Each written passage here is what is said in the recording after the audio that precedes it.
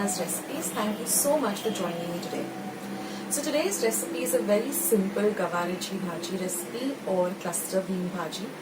It doesn't have any onion in it or garlic, ginger, chillies, nothing. It's just super simple and gets ready also pretty quickly, and it's really delicious. So let's just jump straight ahead into today's lovely recipe. So friends, let's start with today's delicious Gavarichi Bhaji recipe or cluster bean recipe. So here I've taken 200 grams of gavar, taken off the ends, and then with my hands itself I've just broken them up into half-inch pieces like this. And then I'm going to soak them in water for about 10 minutes and then give them a thorough rinse and keep them in a sieve or sift. Now I'm going to add 1 tablespoon of oil to a pan. And once the oil is nice and hot, we are going to add 1 teaspoon of mustard seeds or mohri or rye. So this is a half teaspoon that I'm using. So I'm using 2 of them. That makes 1 teaspoon. Next goes in half a teaspoon of cumin seeds or jeera, half a teaspoon of asafoetida or hing, and half a teaspoon of turmeric powder or haldi. So this recipe doesn't have any kind of, no onions, no ginger, no garlic, no green chilies, just a very simple recipe. And now I'm going to add the gavar, which I rinsed really well and kept it in a sieve for about 5 minutes. Now watch the video till the end because I'll give you a little bit of tips on how to buy gavar when you're buying this cluster beans.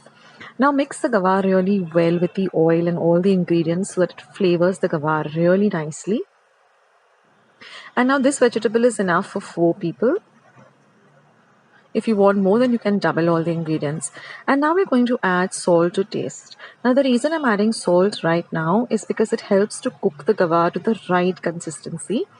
And it even flavors the gavar really well. So we add we add salt at this point, not at the end. Like in some vegetables, when we're cooking them, we add salt later on, but for gavar, we add it first.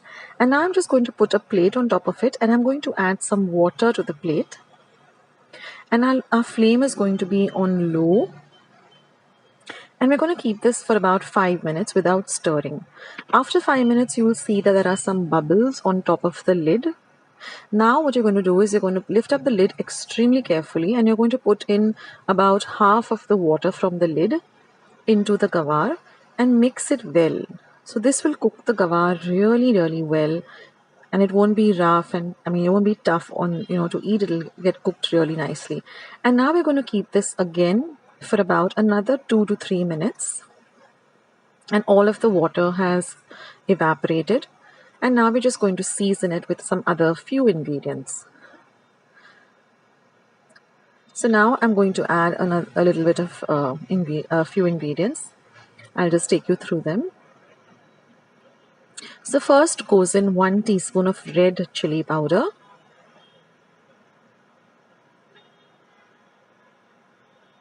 Next, I'm going to add about 2 teaspoons of goda masala or kala masala. Now this is homemade goda masala or kala masala. So I'll leave a link to the recipe of how I make it. It's very simple. And now mix all of this really nicely together.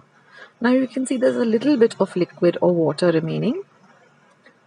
Most of it has evaporated. And now I'm going to add 1 teaspoon of jaggery or ghul, grated jaggery or ghul, and mix everything nicely together. And now we're just going to cover it and keep it for just about 1 minute. And that's it, guys. Now all you have to do is just add some lovely fresh grated coconut, about a teaspoon or so,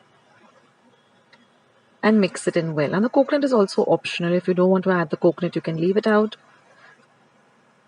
And now mix everything well together, and your gavar bhaji is all ready. This is one of my favorite vegetables. A really easy recipe. Now for my homemade goda masala, which I make and I store and it lasts me for about 4 to 5 months. I'll leave the recipe down in the description box. It's very simple and it gets ready also pretty quickly.